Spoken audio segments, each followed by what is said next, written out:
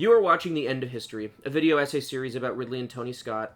You've heard us joke before about how there are few people as American in attitude and style as Ridley and Tony, two Brits from the part of England that Morrissey sings about in Every Day is Like Sunday, but we haven't gone deep into what this means, or frankly what constitutes an American outlook. Why is it significant these two British men rose to prominence in America, riding a wave of American subjects and outlooks? What did it say about America that we embraced them when they tried? We're going to take a look at the imagery that has come to define America, the entertainments we lined up to consume, and the addiction to our stories we can't seem to shake. Every day is like Sunday. Every day is silent and gray.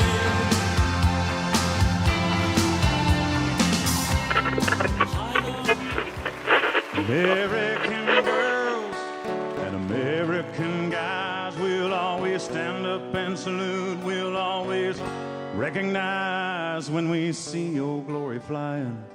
There's a lot of men dead, so we can sleep in peace at night when we lay down our heads. So let's broadly say that the kinds of things you see in down-market country rock music videos will give you a pretty good sense at any given time what's on the minds of people who like to talk about freedom. This isn't exactly new information, but when politicians say the word freedom, it doesn't mean anything. It's up to stars like Toby Keith to put it into easily digested images to proliferate the justifications for American military might. After all, we can bomb whoever and extend wars indefinitely because this is the beautiful, fun-loving, good-natured America we're protecting. And the funny thing about these images, the imagistic language of America, most of them come from Tony Scott. Not all of them, of course. We don't want to oversimplify the huge proliferation of the idea of the beatific kegger party as a stand-in for the American heartland, but before Tony Scott, where were you going to see Air Force pilots rocking out on the volleyball court, living and breathing the freedom afforded them by their desire to fly jets into Russian airspace and kill people? Where would we see NASCAR looking so buoyant and macho and sexy, if not in Days of Thunder? And so much a part of the ideas of America comes with the idea of masculinity. You know, who in our movies and our commercials and music videos are the ones who stand in for America? Big, sexy alpha males. It is, frankly, unsurprising that the earliest works of Ridley and Tony Scott remain footnotes at most, and obscurities in general, and missing entirely at worst. Think about the average viewer of, say, American Gangster or Crimson Tide, the kinds of movies that still play on network TV on holidays. Movies about committed men stopping at nothing to achieve their goals, outside of or in service of the law. People who on average wouldn't care to seek out early B-sides of forgotten British television or dour fiction about aging and death. And again, more power to this hypothetical viewer. There is no trouble with tastes that veer hardest into the mainstream. The culture has, after all, created all of this popular art for somebody. People are rewarded for their taste in macho mainstream movies. Ridley and Tony Scott are only the figures they became because they worked with millions and millions of dollars on every project. But there may be something to the early work never catching on or getting restored and screened with any regularity that taught the Scots that they would be better off leaning into American political worldview. Cops, pilots, soldiers, football players, sailors, lawyers, bounty hunters, drug dealers, astronauts are a far cry from bisexual French vampires and Napoleonic aristocrats. In short order, Tony and Ridley begin making movies about guys with big guns, driving fast cars, and sleeping with beautiful women. They were, let's say, following orders. The market wanted what it wanted, and unapologetic militarism and the lives of kick-ass law enforcement agents were in. It wasn't exactly a new thing to make movies about the unstoppable might and superiority of the military, but serious people didn't treat them as real additions to the cultural conversation. These movies were kitsch. Tony Scott's movies didn't exactly help the case, but they did set a precedent that would be impossible to ignore. Ridley reached for his best impression of nuance in meeting the demands of the market, but Tony was all in. His heroes were fucking and sucking, fighting and riding, looting and shooting their way across North America. His heroes were cowboys in the Bon Jovi sense. Keira Knightley would describe him later as he were the living embodiment of rock and roll. That's how he directed. In Tony's hands, action movies become about winning. Humility could hit the fucking bricks. Conflict was broken and beaten, his men were right, and they'd walk over the corpses of their enemies to prove it. Just as Jerry Bruckheimer and Don Simpson became aware how perfect and bankable his formula was, they started looking for little Tonys everywhere they could. Simon West, Michael Bay, and Dominic Sena were put to work like they were attending Krusty's Clown College. Welcome to the noble family of skilled crustaceans. We'll now go back to your hometowns and do kids' parties, swap meets, and all the other piddling crap I wouldn't touch with a 10-foot clown pole. The films vary in important ways grammatically. I think Con Air is the crowning achievement of the graduates of the Tony Scott School for Boys. But the message stayed the same. Our boys were going to kick some ass. But you've served your country well, and you've displayed the ability to fight on to the range your objective and complete its mission, never leaving behind a fallen comrade, no matter what the odds or the enemy. Unlike in the 80s, this wasn't a fringe movement of obvious juvenilia made by talented B stylists. This was starting to become all there was. If you went to see some mindless American action film in the 80s, there was non-zero chance it was directed by Robert Towne, the screenwriter of Chinatown, or Brian De Palma, America's usurping heir to Hitchcock. In the 90s, producers grabbed commercial and music video directors from obscurity and strapped them to a 35mm camera like a soldier to a .50 caliber machine gun. Maverick, you back him up with Merlin on Ready 5. Yes, sir.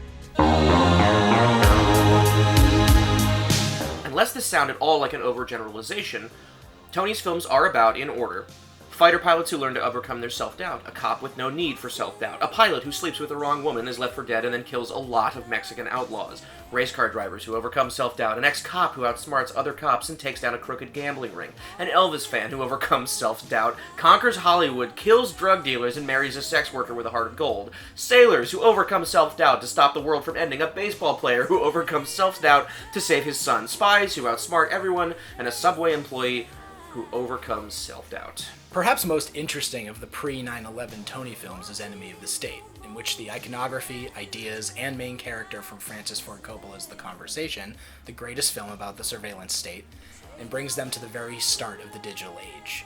The film condemns the surveillance state, but then not even 10 years later he makes Deja Vu, in which the surveillance state is the hero.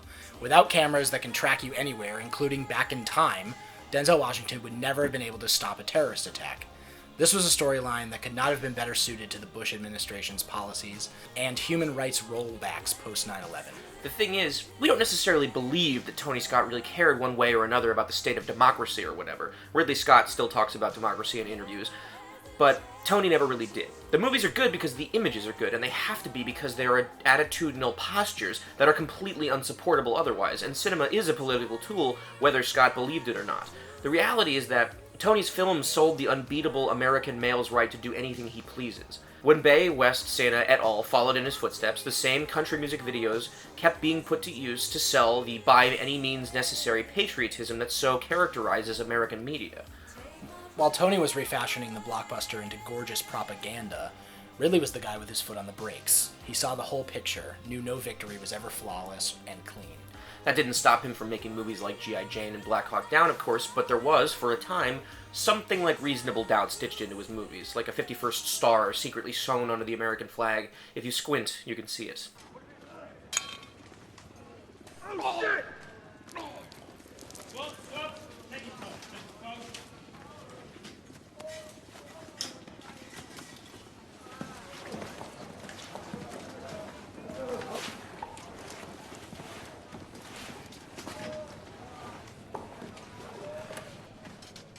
The Duelists is by its very nature a film about the futility of combat, but it still, of course, presents the combat of the two men of the title as images worthy of the Louvre.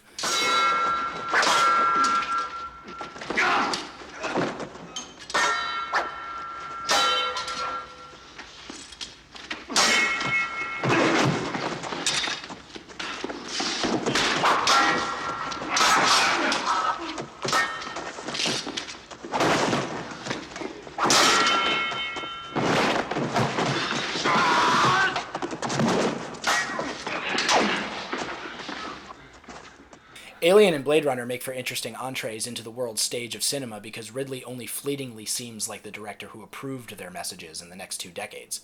Alien is a film about the working class being screwed over at the behest of a company that happily sends them into no man's land to bring back an organism they don't understand that kills them. I am cold.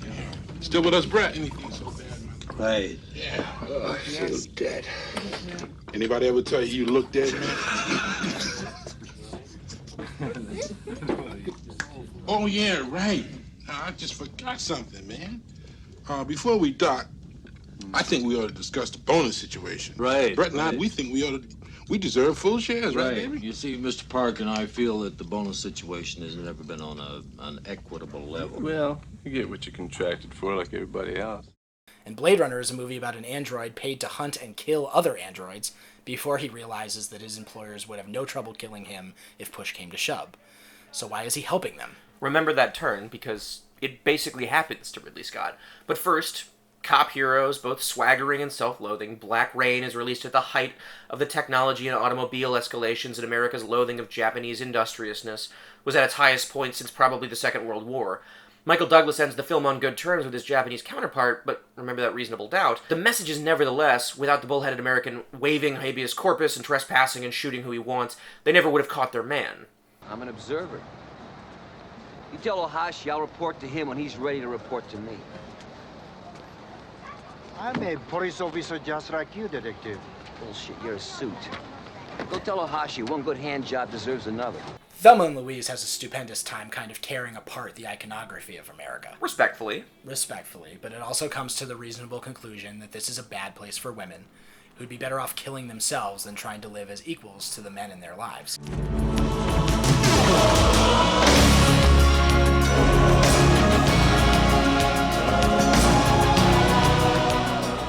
Hence G.I. Jane, which is his own answer to Thelma and Louise at the height of his American phase. Our hero is a woman who wants to prove to herself that women can do anything, including going to foreign countries and shooting people for some vague notion of defending freedom, same as any Tony Scott hero.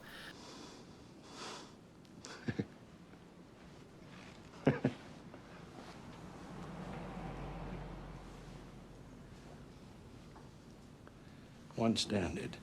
Just treat me the same, no better, no worse. You're gonna get everything you want, O'Neill. All this torment, all this pain to prove that women should also have the right to go kill people accused of being jihadists by the famously never wrong State Department. That's the queer part of a lot of Ridley Scott's movies. You have to overlook some pretty glaring fundamentalist logic to enjoy yourself. Black Hawk Down is the most glaring example. The film is the purest propaganda, a precursor in its way to Mel Gibson's Passion of the Christ, in which the rending of flesh and the loss of limbs proves a soldier's commitment to the cause of freedom.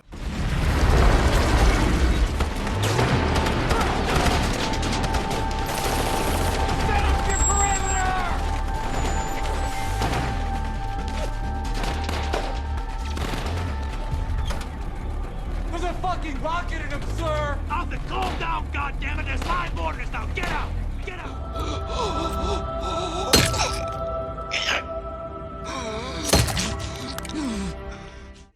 It's a frequently jaw-dropping piece of technical filmmaking, but any given 10 seconds of it can feel downright evil. After all, why were we in Somalia? Initially, it was to help the UN get food and healthcare to embattled Somalis under an oppressive, self-appointed ruler. Then we stayed, because we thought we could remove him from office and set up our own puppet in his place, which we have done so many times in the past.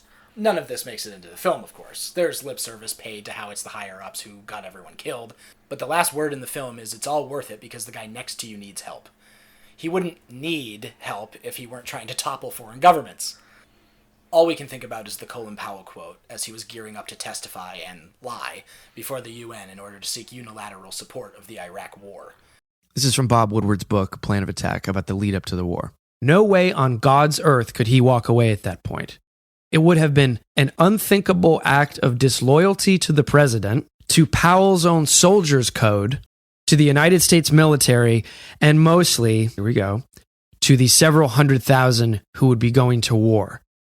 The kids were the ones who fought, Powell often reminded himself. The kids were the ones who fought.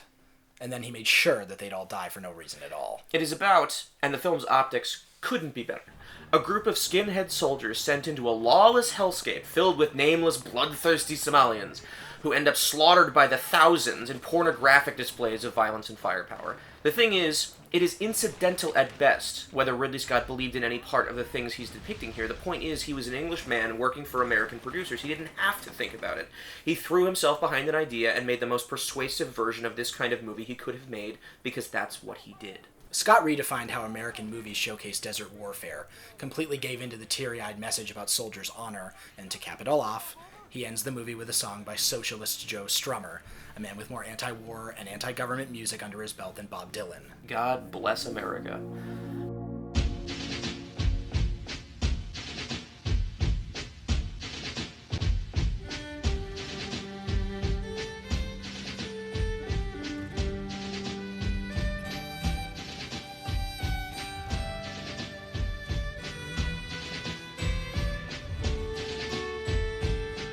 People complain sometimes that a lot of people misunderstand the anti-war message lying in plain sight in the movie Full Metal Jacket, which led to a huge spike in recruitments at the time. There is a fundamental part of the American character, that even a film directed with care to show the dehumanization of basic training and the ugliness of combat can't help but make it seem cool, because a lot of Americans already think it's cool.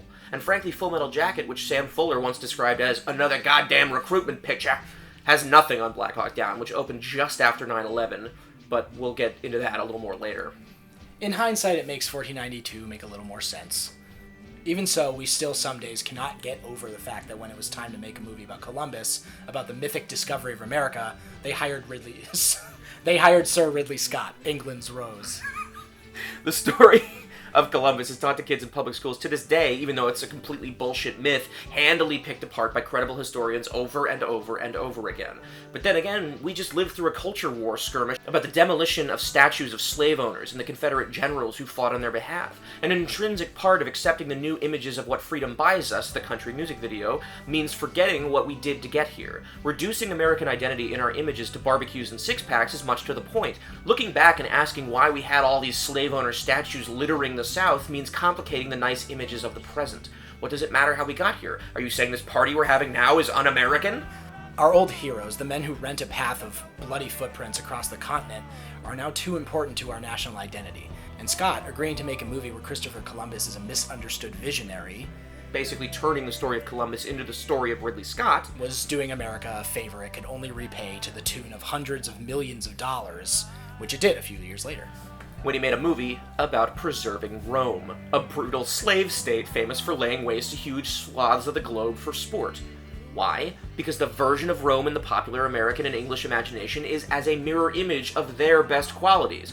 Sure, we'll get our hands dirty, but it's worth it to preserve the empire. We need to have the right kind of guy in charge, the right white people with their fingers on the button. In fact, Gladiator goes out of his way to show Caesar having grown tired and regretful of all the murder and pillaging he's had his soldiers doing in Germania. Since I became Caesar, I've known 4 years without war. 4 years of peace in 20. And for what?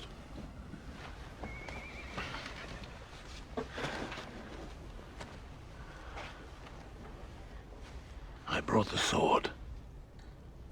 Nothing more. Caesar, your life, please.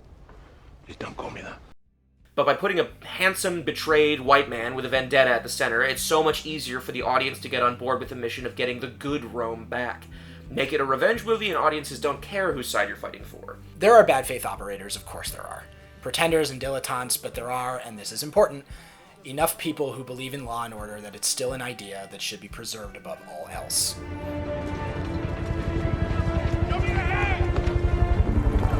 Identify yourself! I'm Clarice Stark! FBI!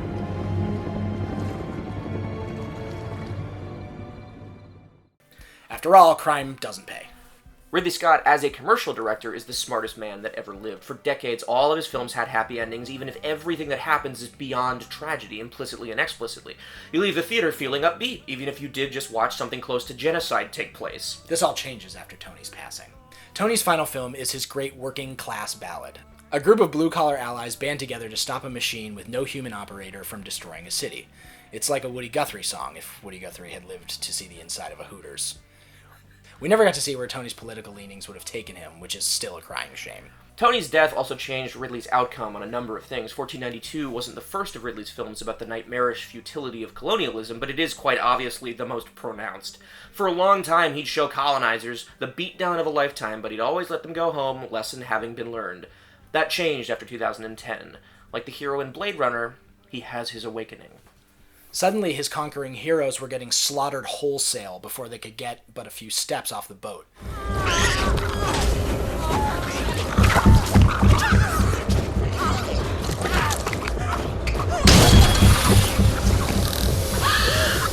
Pharaohs were killed before the eyes of freed slaves. Millionaires die lonely, clutching the works of art their money bought them instead of the hands of their families.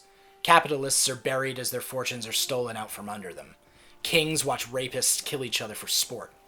Ridley Scott's world became the inferno, and finally he began to renounce his American identity. It is likely no coincidence that the box office numbers have gone down in the last decade. American audiences, it seems, still don't really want to see the corruption of the mission statement, even one Ridley and Tony helped write with their cameras. It's only The Martian that slightly breaks from this worldview, and we choose to believe it's a tribute to Tony and to Unstoppable, to changing after seeing the way that your images feed a nation.